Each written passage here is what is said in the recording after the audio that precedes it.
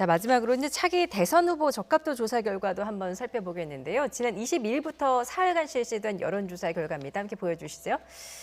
예, 이 여론조사 결과에서 이재명 경기지사가 이제 굳건히 선두 자리를 지켰습니다. 28%라는 압도적인 1위를 나타냈는데 그 배경에 대해서 어떻게 분석하고 계십니까? 28%가 압도적인가요? 예전에 이낙연 대표 같은 경우에 뭐 35% 이랬던 적도 저는 기억이 나거든요. 예. 그런데 불과 1년도 안 돼 가지고 지금 11%까지 떨어졌습니다. 네. 이렇게 본다면 이건 이제 여론조사라고 하는 건 추세고 상대성이라고 봐요. 예. 지금 이낙연 대표나 윤석열 총장이나 뭐 언론 선상에서 싸우는 모습이라든지 또 지금 윤석열 총장 같은 경우에는 또 언론에서 사라졌으니까 이런 것들이 영향을 미친 거고, 반대로 이재명 지사 같은 경우에는 싸울 상대가 없습니다. 오히려 계속 신선한 아이디어를 내고 국민들에게 뭔가 자신의 선명성 그리고 또 코로나의 어떤 그 민생 이런 예. 부분들에 대해서 기본소득이라고 하는 자신만의 어떤 트레이드 마크를 가지고 접근하는, 이러다 보니까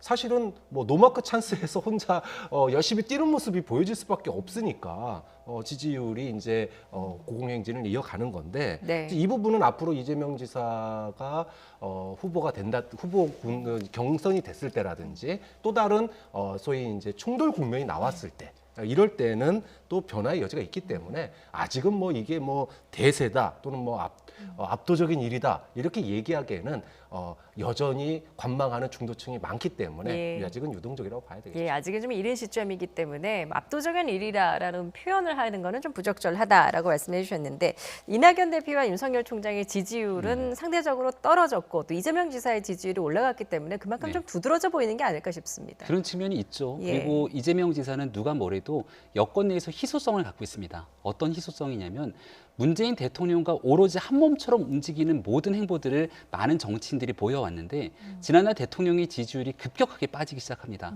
그리고 5년 단임제 국가이기 때문에 집권 4년차, 5년차 들어서 대통령의 지지율이 빠지는 건 매우 당연하죠. 그래서 그 정권을 이어가겠다는 후보가 그대로 정권을 창출했던 저희를 찾기가 굉장히 어렵습니다. 과거에 박근혜 대통령이 당선됐을 때도 이명박 정부를 이어갔다고 인식하기보다는 새로운 정부가 들어섰다고 생각하는 분들이 많았거든요. 네. 그러니까 이재명 지사에 대한 지지율은 문재인 정부의 시즌2라기보다는 새로운 기대 가능성들을 갖고 있는 분들의 표심이 모인 게 아닌가 싶고, 그럼에도 불구하고 정권을 교체해야겠다라고 열망을 갖고 있는 국민분들이 여론조사를 돌려보면 수치가 적지 않게 나옵니다. 근데 지금 사람이 뚜렷이 보이지 않고 있는 상황에서 윤석열 총장에게 지지가 일부 모이고 있는데, 지금 현재는 검찰총장의 신분으로 있다 보니까 이 지지율이 현재 답보 상태에 있거든요. 만약 윤 총장이 검찰총장의 직을 벗어던지고 나와서 정치를 하겠다 본격적으로 뛰어들게 되면 이런 상황이 어디로 가게 될 것인지, 아니면 윤 총장이 난 정치 안 하겠다라고 하는 순간 또 다른 누군가의 주자를 찾아서 야권에 다니던 후보들이 만들어질 텐데, 그런 측면이 확고하게 굳어지기까지는 4월 7일 보궐선거 이후로 가야 될 예. 길이 멀다는 말씀드립니다. 윤석열 총장이 이제 만약 총장 임기를 다 채우고 나온다면 너무 뒤늦은 건 아닙니까? 시간이 많이 늦을 겁니다. 예. 그래서 지금 앞서 얘기하고 있는 수사기소 분리 문제를 가지고 진짜 민주당이 법안을 발의한다 그러면 검찰 조직을 사실상 죽이기다라고 판단할 수밖에 없을 것이고, 윤석열 총장은 거기에 맞서 싸울 수밖에 없을 겁니다. 근데 이게 공교롭게도 4월 보궐선거 전에 이런 일들이 벌어지게 되면 정치적으로 매우 예민한 시기이기 때문에 예. 과연 윤석열 총장이 정치적으로 본인의 마지막 수를 던지게 될 것인지는 앞으로 남아있는 정치권에서 가장 중요한 변수가 될 거라고 저는 봅니다. 예, 앞으로 대선까지는 좀 시간이 남아 있는 만큼 앞으로 이제 변수가 많다라는 이제 분석을 내주셨는데, 특히 이제 지지하는 후보가 없다, 모른다, 또 무응답한 비율이 36%, 그러니까 부동층이 그만큼 많다는 이야기거든요. 앞으로 이 추세가 바뀔 가능성이 여전히 많이 남아 있다, 이렇게 봐야 되겠죠? 저는 부동층이 상당히 오래 갈 거라고 봐요. 네. 그러니까 민주당에는 실망을 했는데 그렇다고 국민의힘으로 안 가는 사람들이 굉장히 많은 겁니다. 예. 지금 보궐선거가 한 달 조금 넘게 남았는데 서울도 그렇고 부산도 그렇고, 뭐 부산은 가덕도 신공항 때문에 좀 다르긴 하지만 선거 분위기가 전혀 안 납니다. TV 토론 하는데 하는 줄도 몰라요. 그 정도로 무관심합니다. 무관심한 이유는 정치권 전반에 대한 실망감, 이런 부분들이 있거든요. 예. 이것이 그대로 소위 말해서 무당층, 중도층, 무관심층 이렇게 이어지고 있기 때문에 이게 과연 진짜, 물론 뭐 우리나라 같은 경우에 새로운 정치 이슈가 나타나면 또 새롭게 빠르게 네. 결집하는 모양새를 나타내기도 하지만 지금 뭐 다른 이슈가 나오지 않는 이상은 당분간 이 중도층이 물론 이번 보궐선거를 보면 그 중도층이 어떻게 움직이고 또 투표율 같은 것도 봐야 되겠지만 이 부분은 이번 재보궐선거에서 하나의 좀 바로미터가 될 수 있지 않을까. 투표율이 낮다 그러면 예. 아 국민들이 정치권에 대한 실망이 이렇게 높구나. 이거에 대한 반증일 것 같습니다. 이런 가운데 이재명 지사는 좀 치고 나가는 듯한 모습을 보이고 있는데 지금 기본 시리즈 정책을 기반으로 하는 1호 법안이 발의될 예정이라고 합니다. 이게 이제 또 부동산법을 타겟으로 삼았어요. 네. 어떤 영향을 좀 미칠까요? 이재명 지사가 승부수를 던졌어요. 예. 기본 소득에 이어가지고 기본 주택입니다. 이번에는 네. 뭐 묻지도 따지지도 않고 집 없으면은 집 30년 동안 장기 임대해주겠다. 국가가. 지방자치단체가 예. 공공기관이 해주겠다 이런 거예요.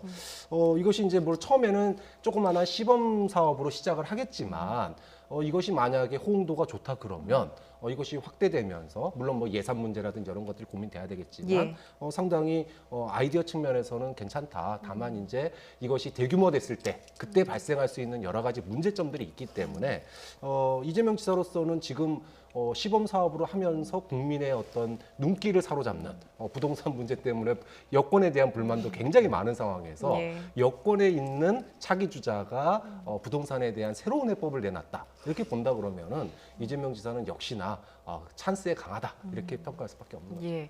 지금 야권에서는 또 이렇다 할 후보가 네. 윤석열 총장을 야권 후보로 뭐 구분해야 될지는 모르겠습니다만 말고는 지금 보이지 않는 게 지금 문제인 것 같은데. 많은 후보들이 있습니다만 예. 유의미한 지지율이 좀 잡히지 않을 뿐이죠. 아, 예. 그리고 윤석열 총장에게 야권을 지지하고 있는 많은 국민들의 표심이 좀 몰려 있습니다.